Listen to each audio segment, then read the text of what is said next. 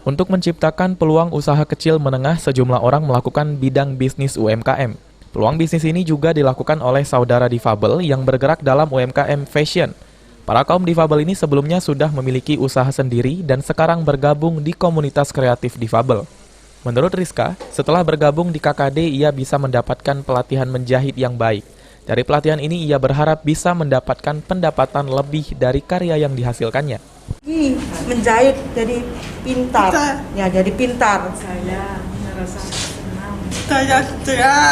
Kiki senang ikut pelatihan menjahit. Sama halnya dengan Cindy, ia merasa senang bisa menjahit secara maksimal dan menghasilkan produk fashion memiliki nilai ekonomi yang tinggi.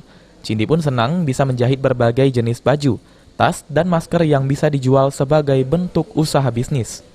Membuat baju, tas, masker, bisa pintar, tetap semangat sama teman-teman belajar menjahit.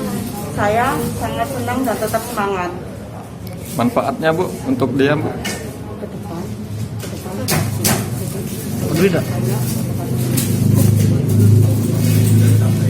Bagus menjahit, bisa banyak, bisa dijual untuk menghasilkan uang.